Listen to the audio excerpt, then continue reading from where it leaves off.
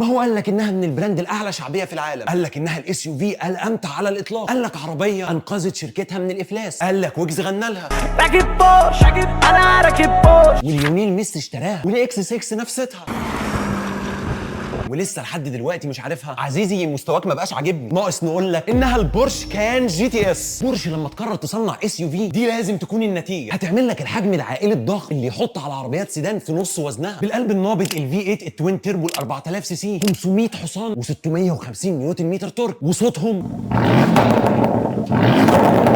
500 حصان يخلوها توصل من 0 ل 100 في 4 ثواني. وعشان اكون راجل كوريكتور 4.4 ثانيه. بورشه يعني هندسه الايرودايناميك والثبات كله ب3 سبويلر عشان يخلوها مكلبشه في الارض. وبما انها نسخه الجي تي اس فده معناه ستيرنج افضل، سبورت سسبنشن، ادابتيف ديمبرز، وترابيزات بلياردو وبنج. هخف دمك دي يا ابو حميد اللي مودياك في داهيه. وابو النجا ما اكتفاش لحد كده، جاب لك عليها تعديلات بقيمه $10,000، ومن جوه هتلاقيها سبيشال جدا، اطاره بورش المعروفه والهيد اب ديسبلاي، الكرونو باكج والديجيتال ديسبلاي، ابل كار بلاي واندرويد اوتو وباسنجر سكرين، فتحه سقف بانوراما، 14 سماعه من بوس كربون فايبر، وشنطه 554 لتر. وده يا عزيزي الكومنت اللي كسب معانا المره دي، والجايزه اتسلمت النهارده من ابو النجا. بتدور على لاكشري كار او السوبر كار، مكانك في ابو النجا. وبكده دي تبقى رابع عربيه في الرحله، رحله ال100 عربيه في 100 يوم. افتكر يا عزيزي سؤالك اللي جاي هيبقى عن عربيه احلامك.